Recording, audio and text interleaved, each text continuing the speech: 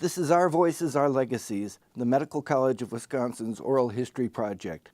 Following is an interview with Dr. Edward J Lennon, president of the Medical College of Wisconsin, that was conducted on April 11, 1990. Dr. Lennon is interviewed by Dr. Leonard Weistrop for the Milwaukee Academy of Medicine. This is the second of two interviews with Dr. Lennon. This interview focuses on his term as president beginning in 1984. I'm here this morning with Dr. Edward Joseph Lennon, president of the Medical College of Wisconsin. Thank you for accepting our invitation to participate in the program. And in 1984, you became president of the medical school. Did you ever think that was going to happen? No. When you were dean, for example? No. And I how haven't. did it happen?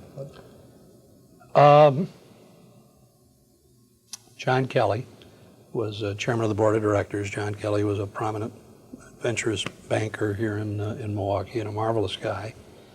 Asked me if I would consider the presidency, and I went home and consulted with she who must be obeyed, my bride, and said, "What do you think about this?" My background by that time was that of an operating officer, which I enjoyed a lot, working closely with the faculty, and the notion of leaving that into the ethereal atmosphere of external affairs was somewhat difficult.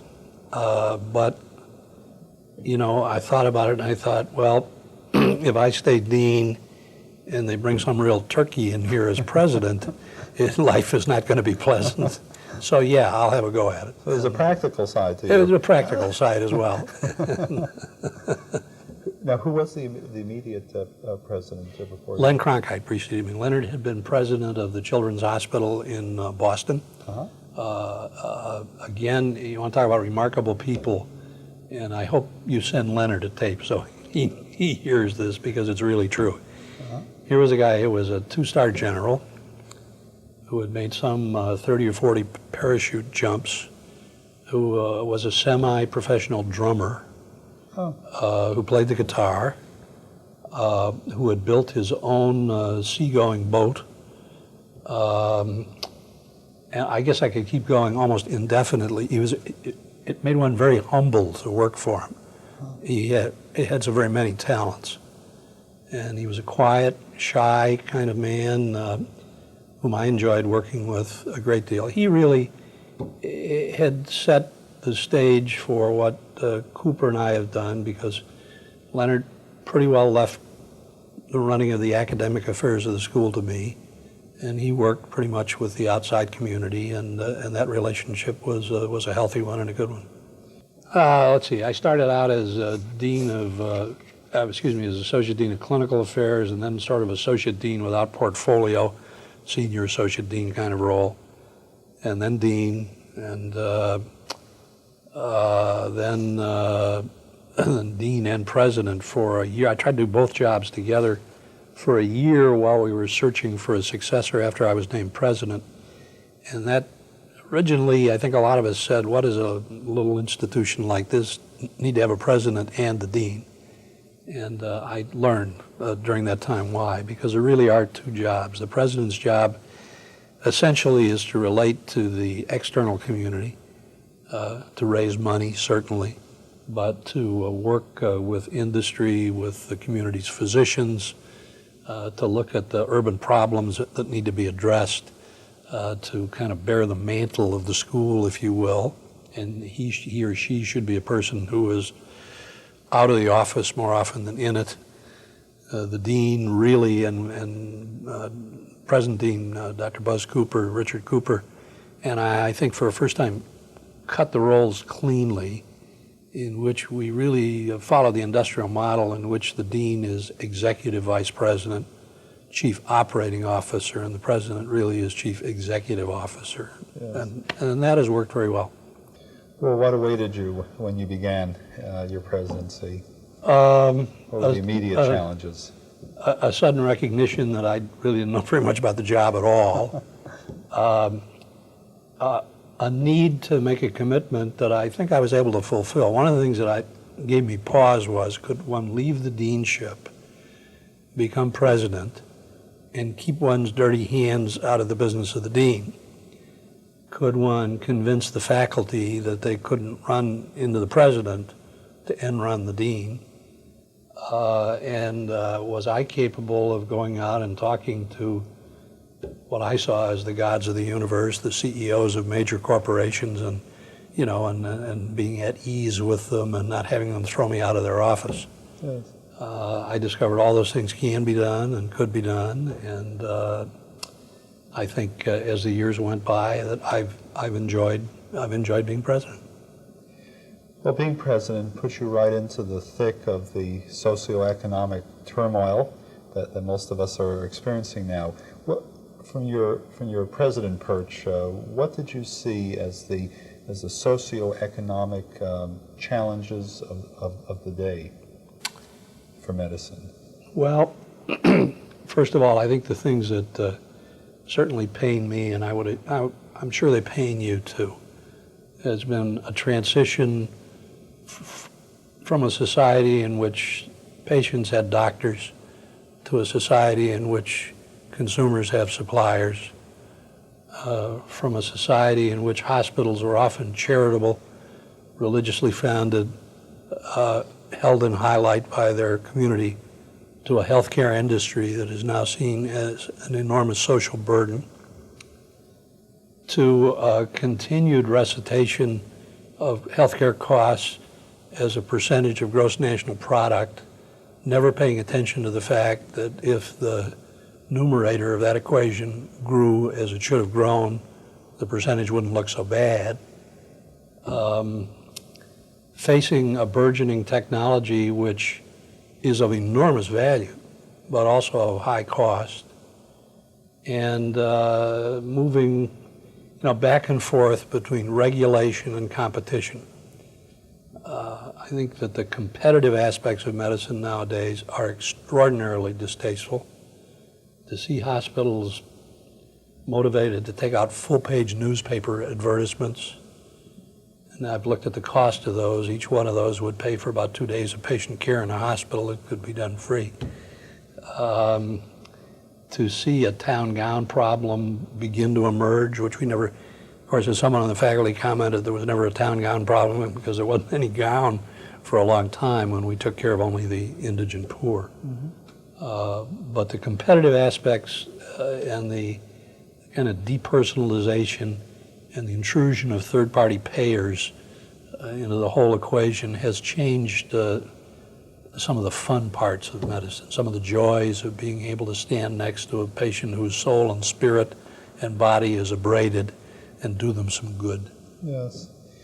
Many of these issues directly affect, I expect, your ability to accomplish your mission, that is to train medical students and to provide a top-notch profession, both in terms of researchers and in terms of practitioners. What have you experienced in regards to these issues during your presidential years? Yeah. Well, let me touch on a few of them, and some of them are generic. That is, they apply to all medical schools. Almost all of them do. First of all, I think all of us who are involved in the administration of medical schools are distressed beyond belief to find that the major revenue source of every medical school today devolves from the delivery of professional services by the clinical faculty. Now, we tax that to help support the basic science departments. We tax it to try and help keep down tuition costs, but tuitions are outrageous everywhere today for medicine, for college as far as that goes. We've stolen from the clinical faculty what I referred to before as a kind of payment, which is protected time to do the things that academicians should be doing. Our basic science departments do not have enough hard money in them. They're terribly dependent upon grants, and grants get tougher and tougher to get. The National Institutes of Health, while their budget looks to be growing, if you look at it in constant dollars, what it'll buy has been declining. The general esteem with which medicine was viewed in the past has changed. And businesses are failing almost across the board to find ways to control costs. Now, one of the things we've got on the books that we are developing, we spoke to the Greater Milwaukee Committee about this just a few days ago, is a Health Information Technology Center. What that center is going to do is, number one, produce a computerized electronic library, which will be accessible to all docs throughout Wisconsin, Northern Illinois, and Upper Michigan via modem or telephone, so that you can get literature searches, fax reprints of articles now rather than later. And the information explosion almost mandates that to do practice. Secondly, it will allow us to do health services research. I number myself amongst those who believe that if we begin to look at this critically, something, I'm not sure of the percentage, but something of maybe 15% of what we do in medicine has no real impact on outcome. We do it out of habit. We do it out of the fact that the Geheimrat professor who taught us said that's the way I do things. Some things we've stopped. We don't automatically get a chest film every time a patient is admitted, even if they had one a week before. The second thing that has been a challenge is that medicine is moving out of hospital and into outpatient settings. The future, I'll stop in a minute, Len, but you've got me off on a topic that does interest me. Yes. The future of healthcare, as I think all of us who look at it on a daily basis, is community-based, comprehensive outpatient centers that will be dispersed and that will provide much of the medical services, that plus home care, which we've learned to do now too, currently done in secondary level and primary level community hospitals. And that the tertiary care hospitals will probably grow because literally everybody who gets admitted to a hospital nowadays is a tertiary care problem. You don't get admitted unless you're 4+ sick. What does that mean for us educationally? Well, it means we have to do much more of our education in outpatient settings. Nowadays, a patient comes in for surgery, their initial workup and laboratory studies and x-rays have been done before they're admitted. They come in on Thursday afternoon, they're operated on Friday and go home on Saturday. There's no time for a medical student to know anything about that patient. So we're moving increasingly to outpatient education as part of the program.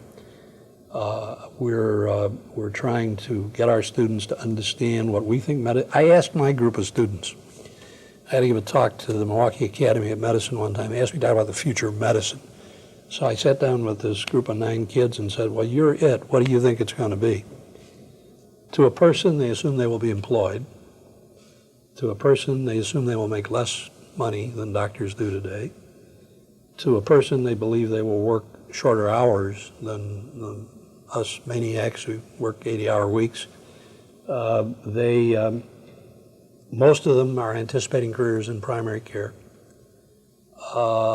They think they're good trade-offs. They think that the doctors who live in that kind of a setting will have some time to participate in their family life and in the life of their communities. They might serve on school boards. They'll know their children. The divorce rate ought to drop. The substance abuse rate ought to drop. And candidly, I don't know about you, but I would never be terribly enthusiastic to be the patient treated by me on the 80th hour of a work week. Yes. So I think that's where it's going to go. The funding for medical education, I assume, is drying up at every turn. It seems that the HMOs and the managed care plans are not going to be very keen about having medical students and residents who traditionally order more tests and that sort of thing. And I assume that government is not providing funds That's correct. the way they used to.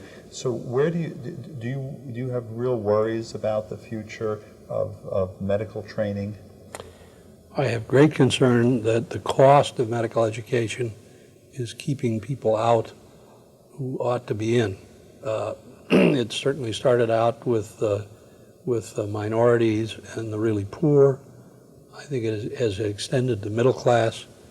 Our tuition currently is $17,500 per year. We're kind of in the middle or slightly above the middle of the private medical schools. Our students graduate with an average indebtedness incurred during medical school of about $55,000.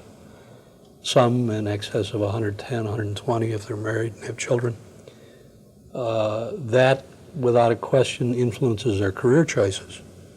If you're that far, you got a mortgage without a house, okay, you're going to pick residency training that is hopefully as brief as possible and that leads to the highest earning specialty you can pick. And that's a countervailing force that needs to get, I've had a notion about how to finance medical education forever, but nobody's willing to fill up the pot, okay? Mm-hmm. I think medical education ought to be free. It should be subsidized by government one way or another, and every physician thereafter should pay a surtax on their income tax throughout their professional career. What that means is the guy who picks or nowadays woman, person who picks a high-paying specialty will pay more for their medical education than the individual who does low-paying primary care. It kind of evens things out. But it takes a big pot full of money to start it, and nobody has volunteered that yet. Is that a unique idea, or is there some I don't think it's totally unique. I think I once heard that expressed by a congressman or a senator. I don't remember who it was or when, but it to me would make eminent good sense. It then means we would pick people, or not that way, the people would not exclude themselves right. from considering these careers because they didn't think they could pay for it or borrow enough money. Has it had a serious hearing in the congressional level? I don't think so. Okay. It's a very interesting idea. It's true that students seem to be, in medicine, of course, we used to get a large share of the very best students, and now most of those are beating their way to corporate America's door, and that certainly is one issue. On the other hand, I could see that residents and interns and students used to be a great boon for hospitals. They were, if you will, cheap labor. They still are. And they were excellent cheap labor, but it seems like more and more they're becoming to be seen as an encumbrance because of the managed care kinds of things, where it seems like they're almost thought to increase the cost of care. Is my sense about that on target at all? Yeah, it's on target, particularly if you take junior and senior medical students and put them into an outpatient practice. They'll bring the practice to its knees because you slow it down. Right. And therefore the earnings per hour, the number of patients seen per hour drop precipitously, at least by a third.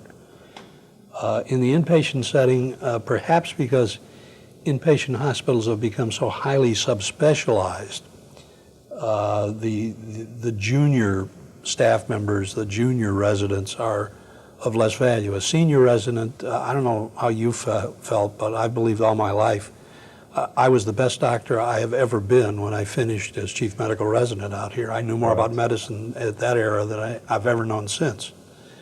And if one were really sick, that was the person to go and see. Exactly. Yeah.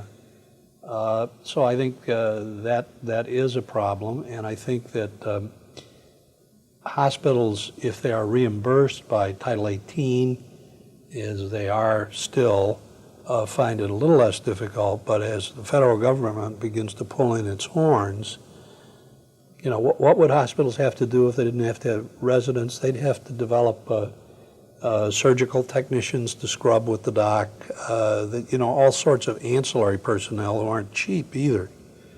But the cost of residency education, if it's not picked up by third-party payers, does become a problem for some hospitals. Well, Ed, the other thing I want to, and we've gotten off of the presidency, and I want to get back to that, but research is something that people in 1990 are very concerned about, in the sense that there seems to be a prevailing feeling that there are conflicting interests in research these days. Now we have papers written by people who are either working for drug companies or have investments in drug companies or one thing or the other. It sounds like in your day, as you said, you weren't paid that much, but you had a lot of time to go to the bench and do independent research. What are the real alarming, what are the concerns today about the viability of medical research in this country and the honesty of medical research in this country? Oh, I think so long as some of the kinds of successes occur that are occurring, maybe you saw recently Tom Starzl, who was one of the pioneers in transplant surgery, is now working on a new drug immunosuppressant drug from Japan that looks to dramatically improve survival rates. As long as the miracles of medicine get spewed out into the press, the heart transplants and the like, that the basis for continuing research exists. It's true that the rewards, if you really are doing research actively in a clinical department, it means you're going to be doing less practice and making less money. PhDs who work in our basic science departments, clearly, unless they've got fire in their gut to do the kind of research that medical schools do, could go and make more money working for any of the new gene transfer or other organizations that exist. You have to look at that in two ways.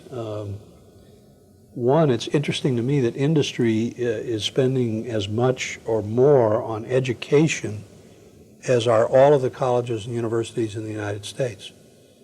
They're facing a bad educational system. They're getting employees who can't read, or don't have the skills to do the jobs that are available.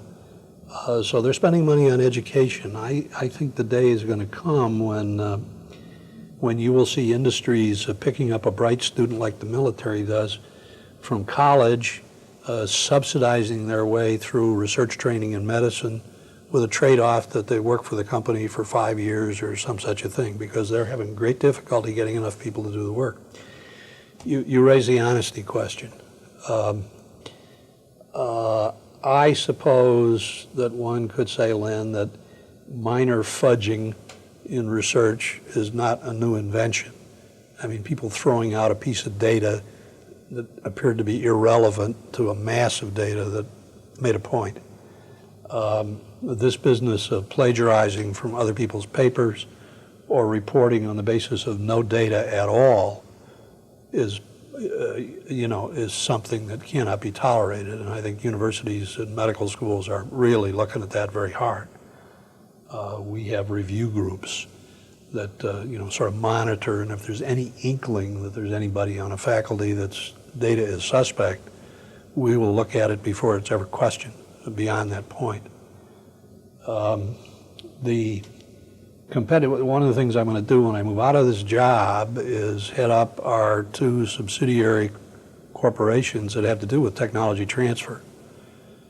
Well, there are pluses and minuses there. Number one, the technology transfer thing tends to look for ideas from the faculty that are really useful to patients, that patients will never get unless they are patented and some company owns them and can make a profit with them. I mean, that's the nature of our capitalist society.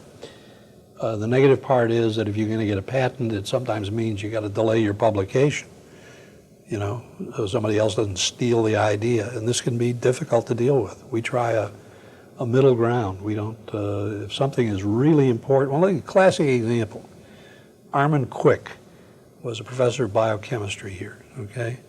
Armin Quick invented the Quick test, which is a measure of blood coagulation, which has been universal and used by everybody since his day. If Quick had patented the Quick test, which he never would have even thought of doing, this medical school would have an endowment as big as Harvard's. We currently in our technology transfer are not making money. What we are doing is we've so far been able to get 7 new companies started in the Milwaukee area based on products or ideas that came out of the faculty and about 8 or 9 new product lines in existing companies. This is doing nothing for us financially, except it helps a great deal to the extent the economy of the region is good. We, as an eleemosynary institution dependent upon benevolent donors, do well. But as we begin to engage corporations and get into joint ventures, then there is a real question of conflict of interest, isn't there? Well, yes, there is. And there are some kinds of joint ventures that I would not take us into, okay? And it has happened in some institutions where a drug company literally owns a department. We do not do that. What I've done when I've met with CEOs, I've often gone to their plant and spent sometimes a half day talking to their R&D people and talking to their plant docs about healthcare costs and all that stuff. And in many instances, been able to come back here and find an investigator whose own research project of his own invention fits a problem that is being dealt with in a company. And if we can put the two investigators together, each profits, not financially, but from data that they're sharing. The company sees an advantage, we see an advantage, they may provide some dollars for the research, you know. That I think is okay. Could imagine that sort of thing would be very productive. But I guess that it's going to require a great deal of moral fiber on the part of the profession to walk this line. And it seems that the government's retreat from the financing of research has really thrown us into this dilemma. And I suspect, I know Dr. Relman is concerned about that. Sure. It's the kind of thing that we in 1990 read about in the New England Journal. And as a matter of fact, I was astonished the other day reading an article in the journal, and at the end it said in small letters, this researcher has a relationship with this drug company, and some of the information here could be possibly construed as a conflict of interest. I was just amazed that it had come to that point. Where we had to be warned, and yeah, I know. You see, the problem goes beyond that, though, Len. We're living in an anti-intellectual, anti-science era. Every newspaper in the United States has an astrology column. Okay, I've never seen one on astronomy. We have been sufficient, and studies have been done which estimate that less than 15% of the U.S. population, all levels of society, are scientifically literate. Now, that's partly because the information in science has been exploding. It's partly because science is poorly taught at all levels, and that's another area that I'm working on, but we'll talk about that later perhaps too. Yes.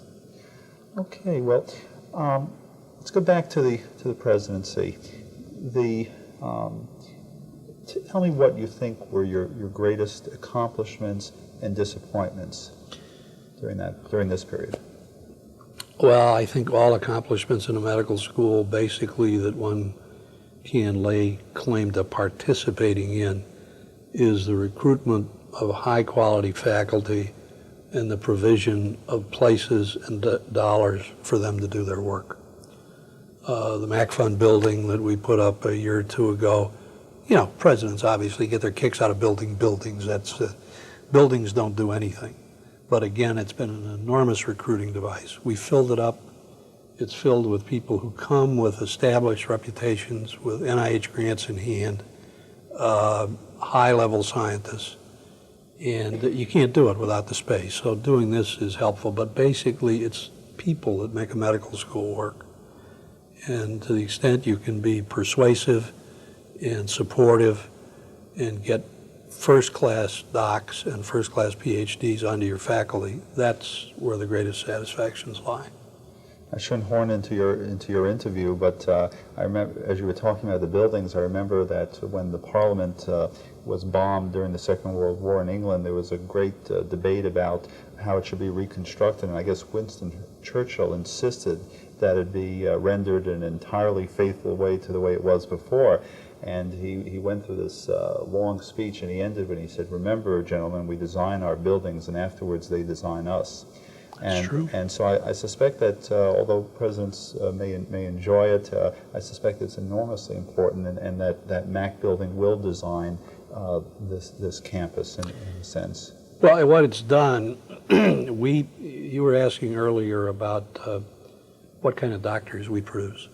To the present time, if you go back to the old timers who chaired departments of medicine, many of them viewed their fundamental role as training academicians. Their goal was to produce professors of medicine for somewhere else.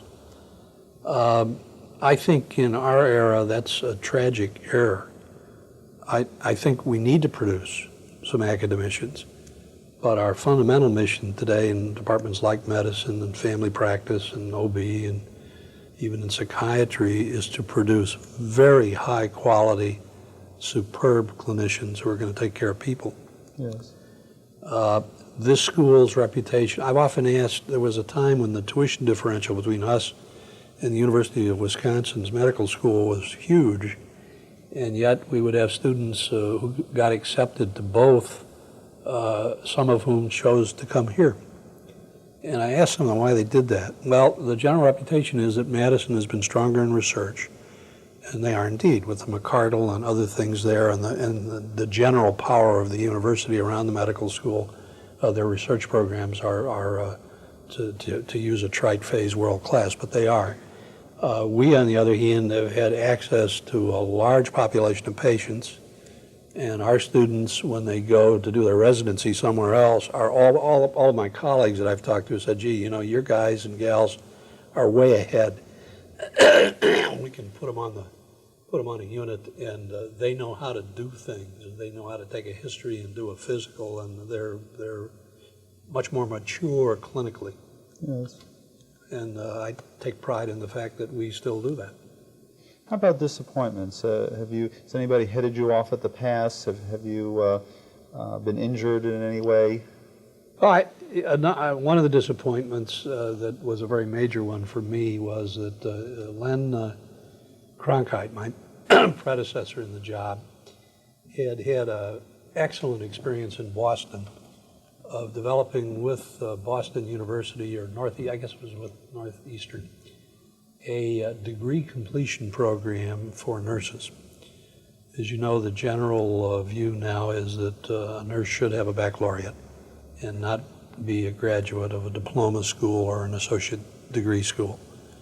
And to the dismay of nurses, I'll say I don't necessarily agree with that, but there is a thing called the National League of Nurses now, and if they don't approve, nurses tend to get stuck at a low level and cannot move up the hierarchy and often cannot get hired. Well, we tried to replicate that here. And my interest in it was twofold. Number one, to be of assistance to those women and men who needed to do that, to get the baccalaureate, to get hired, literally. And number two, I got very excited about it because in the program that we had put together, we had nurses and doctors being trained together. And sometimes nurses gave lectures to medical students, and sometimes doctors gave lectures to nurses. And my hope was that out of this would come these two complementary professions, each understanding the other's skills, being able to work more effectively as teams in our hospitals and our outpatient clinics. Well, we couldn't get NLN approval. And we tried desperately. Without NLN approval, the program was running a deficit of something of $300,000 a year. We had graduated students from this program who ended up not much better off without NLN approving, and so I had to make the decision, recommend to the board that we close the school, which we did. Mm-hmm. And that resulted in, class action suits and all manner of things. So I think it's much harder to stop things than it is to start them, and particularly if you believe in them. Yes. So that was a disappointment. Others, not many. This community, I think, has been very, very good to us. It's been disappointing to me to see, as I've said, a little sense of rift between the practicing physicians and the people on the faculty because they've been forced into a competitive mold. That didn't used to be. I mean, you know, and it still isn't to some extent. When the Milwaukee Academy meets, it's everybody. When the internist club meets, it's everybody. But when it comes down to who gets a patient, and it's the hospitals that pressure us in the main, you know, an empty bed in the hospital, and we're not very popular, as are you, I'm sure, at your hospital. During this presidency, has anybody been tugging at your jugular, people nipping at you? Does the press treat you fairly? Oh, I think the press has, the only time we had a problem with the press, and you may remember it, was a notorious episode in which a somewhat brash young reporter had written an absolutely damning article about the whole concept of the medical center and the medical school and the Greater Milwaukee Committee and everybody else, which was to be published in Milwaukee Magazine. And Harry Quadracci was not aware of it until he had a chance to look at it and was so incensed by it, he fired the reporter. Wasn't he the editor? Was he the editor? No, the editor subsequently got fired? Yeah. Along with the reporter? Yeah. And nonetheless, the article ultimately got published because of, I think, a legitimate, I can't argue with the journal who published it ultimately. But that was a painful and distressing issue. I had an opportunity to speak to the Greater Milwaukee Committee to I think, disprove what that article said, but that was a jugular attack. Briefly, what did they say? Oh, they said, the school was ripping off the county for millions of dollars and that the whole medical center was unneeded and, it was a wasteful expenditure, that it had been planned by the Greater Milwaukee Committee, which meets behind closed doors and, all of that kind of stuff. So it was very painful. Did you sustain an injury as a result of that for some time? I wasn't. I tell you, when you're in this business for a while, if you don't have thick skin and you don't let things roll off your shoulders, but the faculty was enormously upset. A lot of distinguished citizens in this town were upset. My advice was, just let it, forget about it. Most of the people didn't read it, and those who read it and know the situation know it's not true, and the rest don't care. But you weren't critical of the journal for reporting it. No, the guy who did it in the journal said that he felt, that you can't allow the press to be suppressed, and in the main, I tend to agree with that. Mm-hmm. I'm not being critical of Harry. I think for his, for Milwaukee Magazine, which his wife publishes, that it was legitimate for him to say he'd like to know what's going to be published in his magazine, and editors don't publish everything. Right. But, this article raised so many questions which needed answering that I think publishing it was okay. Yes. Well, I'd like some of your ideas about where you think medicine is going. I know you don't have a crystal ball more than anyone else, but you've had enormously good opportunities to see where we've been, and you've been part of it all. Where do you think we might be going? Well, some of it I said earlier. I think more and more medicine is going to move to outpatient settings. I think we're going to see rationing under whatever term you want to put it. In other words, we as a nation, like most other countries, are going to have to decide with limited resources where we put them. So in plain terms, an 80-year-old may not be able to get dialysis. Correct. Okay. Correct. And I'm afraid age is going to be one of the discriminating factors. And, this is not new. I was involved in starting the dialysis program and transplant program at our institutions. When we started, I think we only had 2 little artificial kidneys, a very small staff, and no resources. And at that time, because of that, we indeed prioritized. If the patients had a systemic disease that involved more than the kidney, it didn't seem to make sense. They were going to die of one of their other organs giving out. Or as a matter of fact, I think at that time, if they were over 55, we didn't take them on. Then Title 18 came in and said, we're going to cover all these people, and now everybody really who might have a few extra months of life is being dialyzed.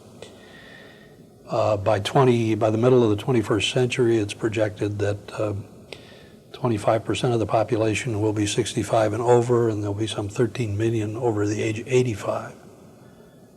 What does that mean? That means we've got to learn how to provide productive, independent living for those older people, or we're doing nothing. I don't think anybody is really interested in extending life expectancy to 100, but we'd very much like to see the exodus be like the one-horse shay, that people live relatively alert, productive lives until age 85 and then drop dead. And that's relevant to the issue of research. Why are we focusing on developing cancer research here? Well, as the population ages, the incidence of cancer, of heart disease, of a whole host of things is going to zoom. If we can find ways to delay or prevent those destructive things that appear to be in part the natural process of aging, which we don't understand anyhow. I mean, aging research is a very legitimate field too. Why do people age? We don't. Why did my hair turn gray and fall out? I don't know. That these things will continue. I do see medicine moving. I don't think this country will come to socialized medicine. The chap who is president of Rush in Chicago, at a recent meeting of the Association of Academic Health Centers in Washington that I attended, made a statement which I think is very true in our current mode of operation, okay? That if you look at the three key issues that are being talked about, which is cost containment, access, and quality of care, that you can have any two but not all three at the same time in our present system. Access can't get resolved until costs are resolved. Costs, I think, can be resolved in part by what I referred to earlier. If we can eliminate things we do that shouldn't be done, if we can deal with tort law so that we don't practice as much defensive medicine as we're all forced to do, if we can help physicians with things like rapid access to information, operate more efficiently, if we can deal with, well, the classic example to me is with the potpourri of drugs on the market today. Wouldn't it be able to be nice to hit the screen on your desk and say, I'm ordering this new drug, what are its complications, and what drugs does it interact with favorably or unfavorably? Yes. Because we make as many people sick as we cure, I'm afraid, sometimes with our medications.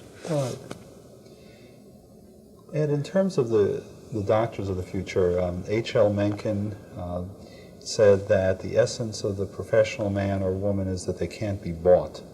Do you think we'll have professionals 20, 30 years from now, or do you think that the weariness and the dissatisfaction and the sense of embattlement in the profession now will prevail, so that we're left with people with less vision, less a sense of dignity and that kind of thing? I hope not. One of the things we're doing here is during the first 2 years of medical school, we started a pilot program 2 years ago now, which is called Preparation for the Profession of Medicine, in which we take, this is that group of 9 students that I'm talking about that I have, and there are about 30 of us who have groups of students. Yes, I'm sure they can't be bought. They can't be bought. And we talk, we bring up the issues of the ethical dilemmas facing medicine, where cost and benefit come into conflict. And we've talked about an aging population. We've talked about science illiteracy. They're aware of all of these things. I think, I still believe, and have believed all my life, that I can't remember, if there were any, I've suppressed them, people who went into medicine to make money.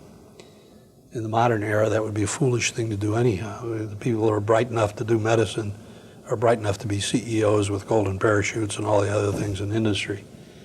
I think that people go into medicine, to use a word that's not used often enough, with a sense of love and commitment. The joy of being able to, if you can't cure, to help, and if you can't help, at least to listen and understand and sympathize with the patient. Other than the ministry, I don't know of any other profession that offers that reward, and that's a big one.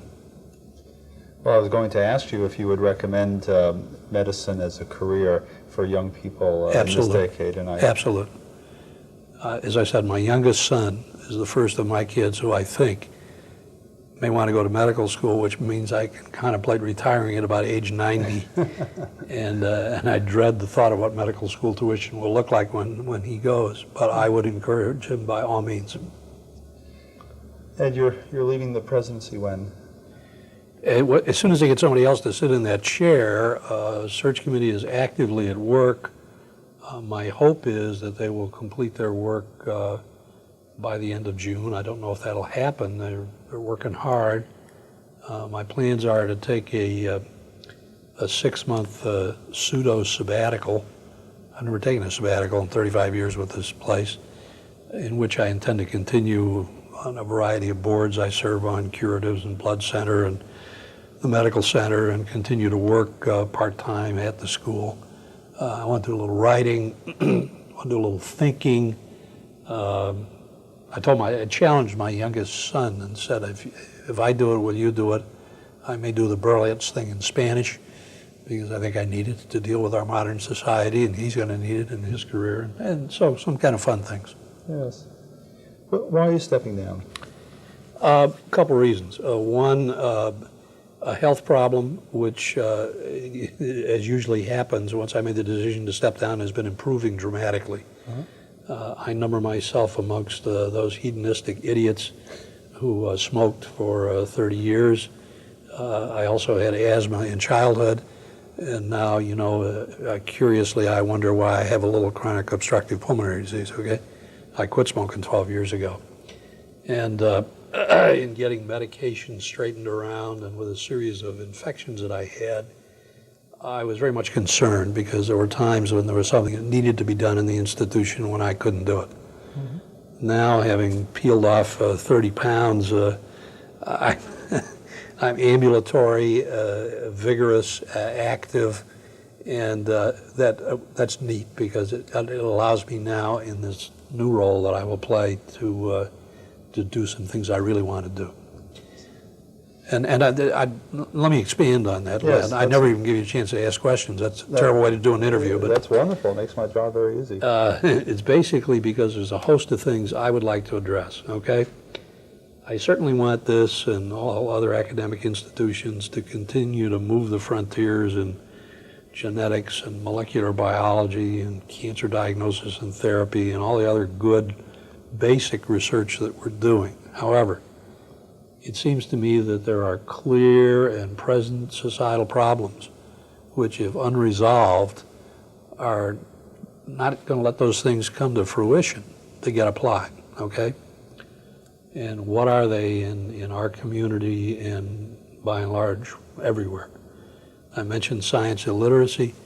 50% of the things that come before Congress have some element of science or technology in them, and the people who elect officials don't understand it, and unfortunately many of the elected officials don't either. So we began a pilot program here in Wauwatosa this year. It'll be with 3 inner-city schools, of bringing science teachers here for half a dozen in-service days. We don't give them lectures, we don't give them books to read. We break them up into groups of 2 and stick them into active research laboratories while they're here. And they see technology that didn't exist when they had their education. They see problems being addressed that were unthinkable when they were in school. The Macbeth Foundation for the 2nd year will fund us to bring last year's 6 and this year's 7 of those persons on board for a full summer research fellowship with us. Every one of them who's done it has gone back and redone their curriculum. They're enthusiastic. Now I'm working with the manufacturers of scientific products, and a goal is to get every high school in this town over time with one well-equipped science lab. The average science lab in high school or middle school has a Bunsen burner, a test tube, and 3 reagents. Kids today have got to learn a little bit about what you can do with electrophoretic separations and things of this nature. And the companies in the main are responding. So that's one. If you take substance abuse, teen pregnancy, violence, I put them all in the same pot. Okay, they all come together. In the inner city, I think they are all responsive to a sense of despondency, a lack of belief that one can find other ways to get out of that society, that there are role models other than pimps and pushers. And so we're working diligently with high school students to try and get them interested in careers in science, to get their highs from grades rather than substances. One set of problems. The other set that I've got our psych department looking at is asking the question of why do the kids in suburbia start?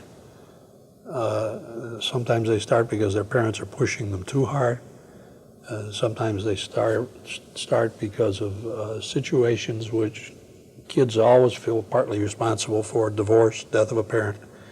The question is whether interventions at those points could avoid turning to drugs to turn off one's head.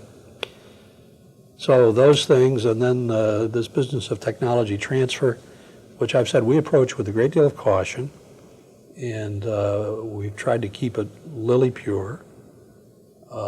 There is no, the way it works, we have a patent policy here. We ask faculty members if they have an interesting idea to bring it to us.